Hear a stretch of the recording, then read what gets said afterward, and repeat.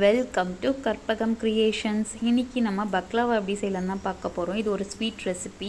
இது டர்க்கிஷில் ரொம்ப ஃபேமஸான ஒரு ஸ்வீட்டுன்னு சொல்லுவாங்க. இப்போது நம்ம பாதாம், பிஸ்தா, முந்திரி இது மூணுத்தையும் பொடிச்சு எடுத்துக்கணும். அதுக்கப்புறம் மைதா மாவை இந்த மாதிரி பிசைஞ்சு ரெடி பண்ணி வச்சுக்கோங்க. நான் இந்த மாதிரி ரொம்ப தின் லேயராக திரட்டி எடுத்துக்கோங்க. நான் கேக் பேனில் இந்த மாதிரி இந்த லேயரை வச்சுட்டு அது மேலே நெய் ஸ்ப்ரெட் பண்ணியிருக்கேன். இப்போது நம்ம அந்த பொடிச்சு வச்ச நட்ஸ் பவுடரையும் அதில் ஸ்ப்ரெட் பண்ணிடலாம். இதே மாதிரி அகெயின் அதே அந்த மைதா லேயரை திரட்டி அதில் போட்டுருங்க. இந்த மாதிரி 10 டைம்ஸ் பண்ணிங்கன்னா நமக்கு பக்லவா டெக்ஸ்சர் கரெக்டாக கிடச்சிரும். நான் இப்போ 10 லேயர் வச்சுட்டேன். இப்போ நான் இதை கட் பண்ணிக்கிட்டேன் தேவையான ஷேப்ஸில். நான் ஓடிஜியில் 180 டிகிரி செல்சியஸில் 50 மினிட்ஸ் பேக் பண்ண போகிறேன். இங்கே பாருங்கள், ஓரளவு பேக் ஆகிருக்கு. இன்னும் 50 மினிட்ஸ் ஆகலை.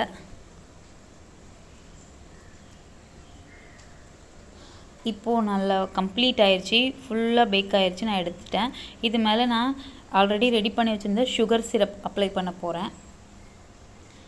இது நல்லா சூப்பராக இருக்கும் சாப்பிட்றதுக்கு. நான் சிரப் அப்ளை பண்ணியாச்சு. இப்போது இதை நம்ம சர்வ் பண்ண போகிறோம் நம்ம வீட்டில் இருக்கவங்களுக்கு. இப்போ நம்ம இதை கட் பண்ணிவிட்டு